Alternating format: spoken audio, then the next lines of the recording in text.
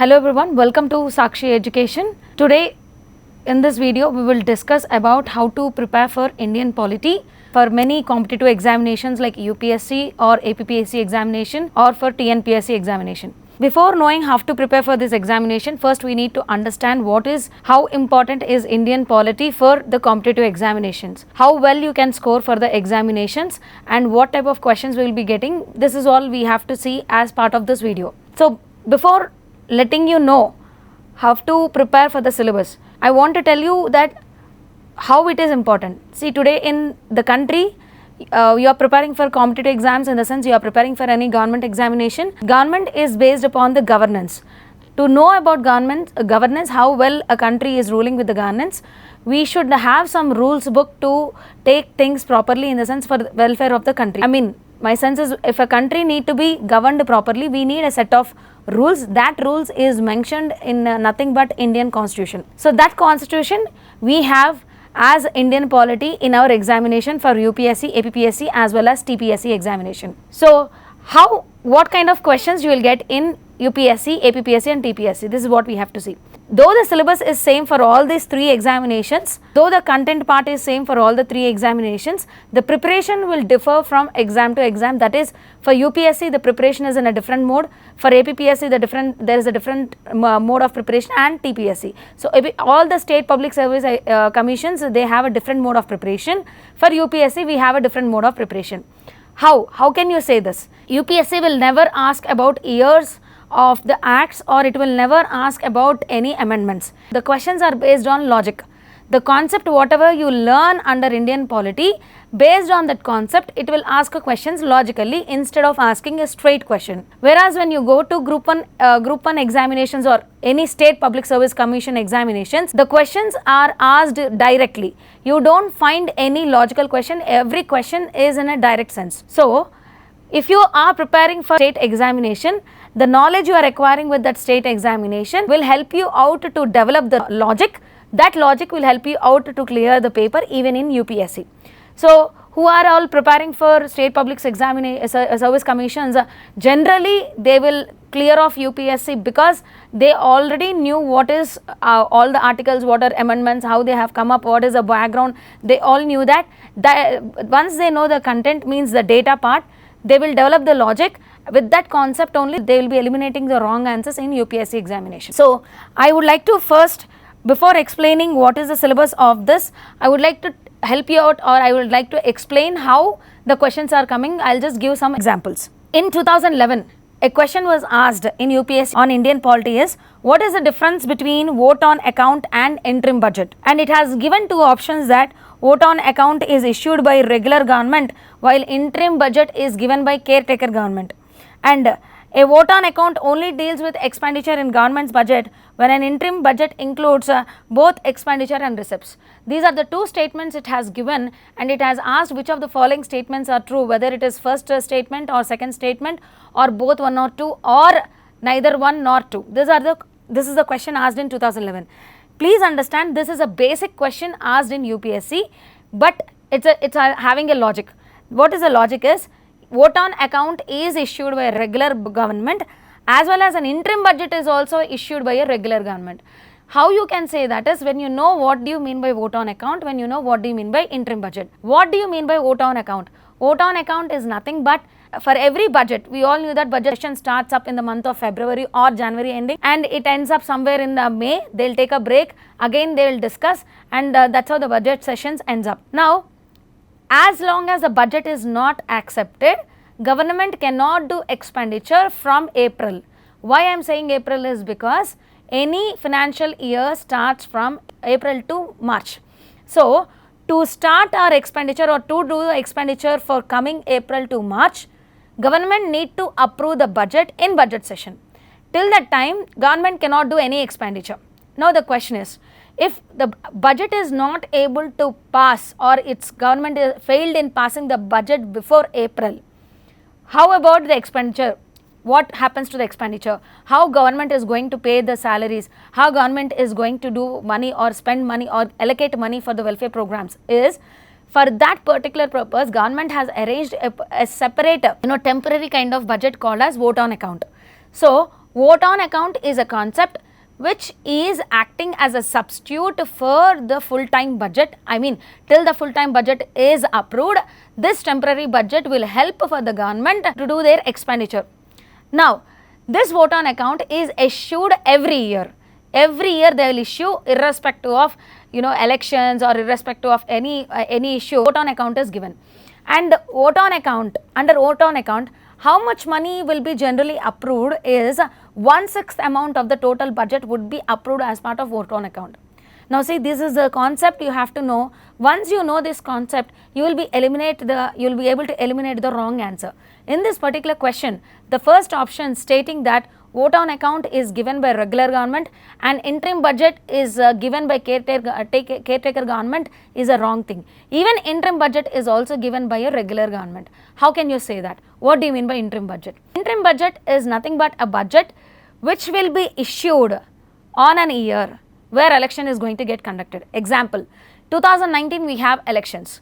Now elections comes in the month of April, May. At the same time, the financial year starts from April to March. Now government, whatever the present government is there, they cannot go for budget sessions. They will conduct a budget session. Meanwhile, they will get the elections. So the complete budget session will not happen. But still expenditure will not stop. My sense is, even though we have elections, no government office will not stop functioning. Every government office needs money. For that money, at the same time we cannot approve the budget without the new government coming in. So how you are going to handle the situation is, they are introducing a budget called as interim budget. This particular interim budget will be introduced only during election time. So whatever year, whatever interim budget is there, it will be usually at the time of elections time. Rest all years it is called as, the temporary budgets are called as vote on account. Now interim budget is also issued by a regular government. It is not issued by any temporary government or a government till the time they come up. So please understand that how to eliminate the wrong answer is, once you know the concept of what do you mean by vote on account, and once you know what is the concept of the interim budget, you can eliminate the wrong answer. By this, we have to understand, in this particular question, the first option is not correct, only the second option is correct, where both vote on account and interim budget are having details about both expenditure, only they will have about expenditure. So the second option is correct in this question. Likewise, there are other questions. I will just take the example of 2017, where some questions have been asked, or in 2015 I will take up. With reference to the cabinet mission, which of the following statements are true? It recommends a federal government, it enlarged the powers of the Indian courts, it provided for more Indians in the ICS. Which of the following statements are correct? Directly you can eliminate the second answer and third option, because the cabinet mission is part of Indian national movement, has recommended a federal government, in the sense they have come up with a concept of union and state government. They didn't speak about anything, the powers related to Indian courts, and there was no such discussion about more Indians in Indian civil services. Cabinet mission only focused on giving independence, or how to give independence, how they need to divide the India, or whether we should give a separate country or not to the other groups. That discussion has happened under cabinet mission. So according to that, only the first statement, that is cabinet mission has recommended only about federal government, is mentioned. This question you will find out in the chapter, first chapter of Indian Constitution, that is historical underpinnings of Indian Constitution. As part of the chapter, you will know how the Constitution has evolved. From there they have picked up this question in link with history. And next, we have one more question. Which of the following is the largest committee in the parliament? Please understand, the largest committee, not the oldest committee. Students usually get confused over here. Options: the Committee on Public Accounts, the Committee on Estimates, the Committee on Public Undertakings, and the Committee on Petitions. No, Committee on Petitions is very small group. It's nowhere concerned, it's not the largest, and Public Undertakings is also a small committee. Usually with some logic, with some basic knowledge of Indian polity, you can eliminate the third option and fourth option. People or students get stuck between the first question and the second question, that is the Committee on Public Accounts and the Committee on Estimates. Please understand, Committee on Public Accounts is the oldest committee in Indian Parliament, which was started in the year 1921, whereas Committee on Estimates is the largest committee because whatever government need to do for 1 rupee expenditure, everything will be referred to this Committee on Estimates. This Committee on Estimates only will decide about how much, approximately they require the money. So by this logic, Committee on Estimates is considered as the largest committee in Indian Parliament. This question is being taken by a chapter called as Parliamentary Committees. From that chapter they have picked up this question. Next, one more question. Consider the following statements regarding the no confidence motion in India. There is no mention of no confidence motion in the Constitution of India. A motion of no confidence can be introduced in the Lok Sabha only. Which of the following statements are true? Very, very, very popular question, and in very recent times we have seen that government is undergoing no confidence motion. Now what do you mean by no confidence motion? And the question is about which of the following statements are true. Is it first statement, second statement only, both 1 and 2, or neither 1 nor 2? See, please understand that it is true. There is no such mention of no confidence motion in the Constitution. Instead, it is a word or it is a process developed by the Parliament. So no confidence motion, it's like an informal tool of terminating a government or expressing we are not confident on this government. So no confidence motion is not something mentioned in Constitution. It's an informal tool. Second question is, can be introduced only in Lok Sabha? No, there is no such concept. It can be introduced either in Lok Sabha or Rajya Sabha. So we'll see one more question, that is for UPSC. Consider the following statements regarding no confidence motion in India. There is no mention of a no motion confidence in the Constitution of India. Second statement is a motion of no confidence can be introduced in Lok Sabha only. Right. Both statements are correct. Please understand that there is no reference of no confidence motion in the Constitution. It's a process initiated by the Parliament. And second point, yes, no confidence can be introduced only in Lok Sabha but not in Rajya Sabha, because the people's direct representatives are there in Lok Sabha, not in Rajya Sabha. So the power of terminating or removing a government is vested with Lok Sabha members only in the form of either confidence motion or no confidence motion. What happens under no confidence motion is, a party will initiate a no confidence motion, and the speaker would be asking how many people would pass this no confidence motion. If many people are raising hands that they would pass this no confidence motion, it means that the members of the Parliament are not having confidence on the government, and automatically the government would be dissolved. This is what happens, and in recent times we have seen this incident in the central government. Okay. Now this is regarding UPSC, and in all these questions we really don't find anything related to years, we don't really find anything related to articles, we don't see anything related to the numbers. Everything is based on concept, and everything is small logic. With that only they have asked questions. Unlike UPSC, State Public Service Commissions will go for a direct questions, and in fact I would say that State Public Service questions are little vertical in nature, in the sense the State Public Service questions are more deeper in nature when compared to UPSC. How can you say that? UPSC will never ask questions about any cases, but State Public Service Commissions ask questions about the particular case, what happened in this case, what was the outcome of this case. This is what would be stressed by the State Public Service Commissions. So please understand the logic. In UPSC you will just take a cases for reference only, but in State Public Service Commissions you are expected to know about the cases, why Supreme Court has given judgment, what was the judgment, you have to know in State Public Service Commissions. See, the Interstate Council was established in 2016 Group 1 prelims question. The Interstate Council was established on the recommendation of Venkata Chalamaya Commission, Sarkaria Commission, Punchi Commission, Raj Manar Commission. So if you see this question, it's a direct question. These kind of direct questions you don't find in UPSC, but these kind of direct questions you will find out in state examinations. This is what is the first question. And second question, cooperative federalism in center-state relations is recommended for the first time by which commission? Sarkaria Commission, Raj Manar Commission, Venkata Chalamaya Commission and Punchi Commission. It is Sarkaria Commission. It has spoken about the center-state relationships. So see the commission, and these are all the important topics which we will find it in the reference textbooks. And there is one more commission out of the following, which is the recommendation of Punchi Commission on the institution of governor. Provision for the impeachment of governor may be introduced by the state legislature. The system of governor may be abolished. Consent of the Chief Minister of a state shall be necessary before appointing governor of the state. Governors should be periodically rotated between the states. MM Poonchi Commission spoke about center-state relations. As part of that center-state relations only, he spoke about governor because governor is acting as an agent between center and state. So, regarding the governor, regarding the post of governor, MM Poonchi Commission has given some recommendations. Now, if you don't go through the recommendations, you will not be able to eliminate the wrong answer. So, based on this analysis, what we have to understand that is we have to know each and every point of the concept. You have to go through the each and every article in a vertical manner for state public service commissions. I will give you one more example. Which of the following may be a violation of fundamental rights? Maybe a violation of fundamental rights: banning of a book, not paying minimum wages, prohibition of separatist activities, not allowing loudspeakers in a religious procession. It's not a direct question.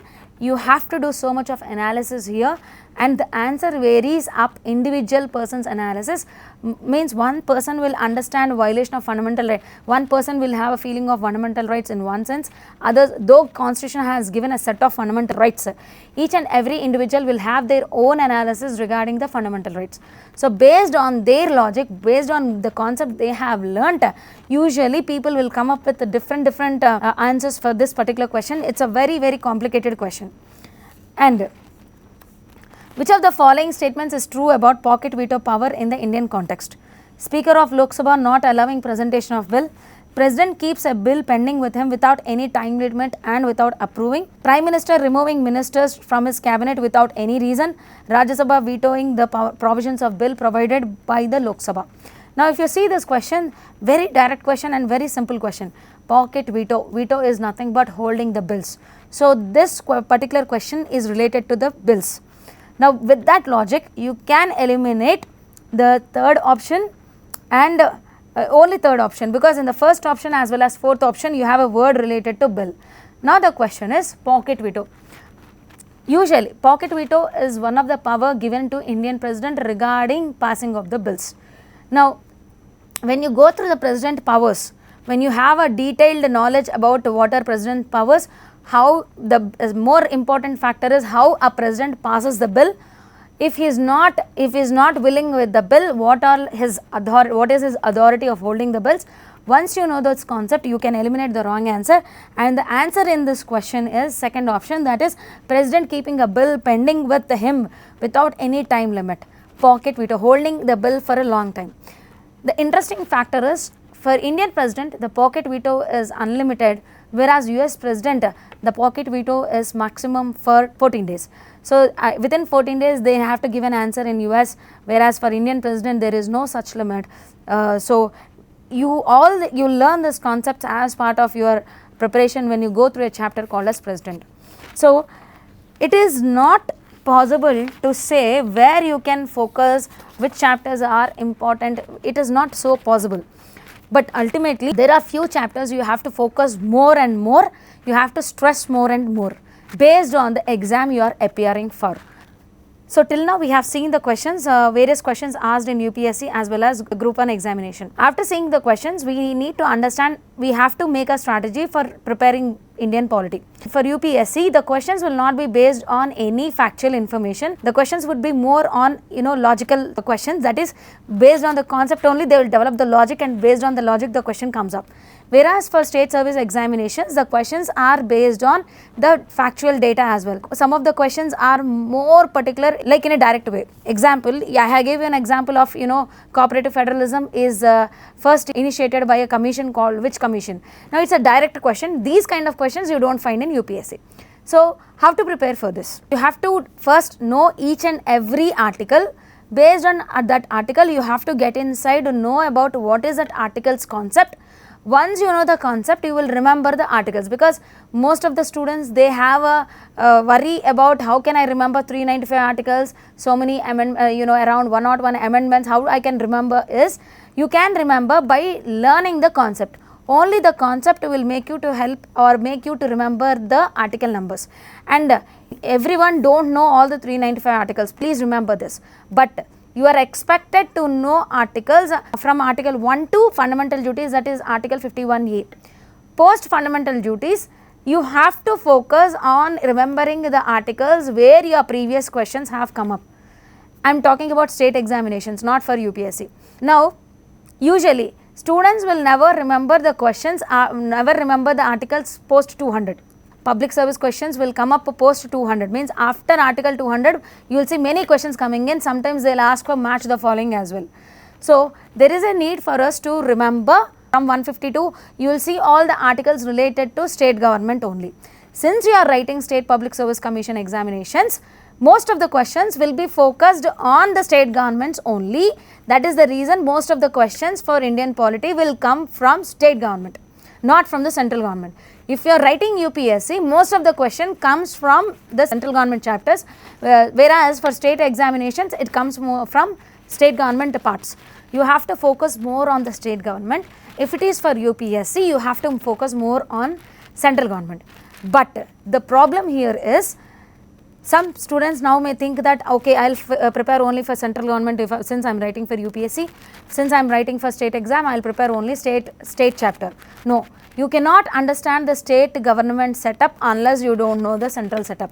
So, it is mandatory for you to know both central setup as well as the state government. So, both are interlinked, and once you know the central setup, if you are able to understand the central government properly, you will be easily identifying the state government as well, because everything is similar. You just have a difference regarding the powers of governor, regarding the passages of bill, and regarding the emergency powers of governor, and the other part is about the state courts, because central government, so Supreme Court is having extensive powers in some situations.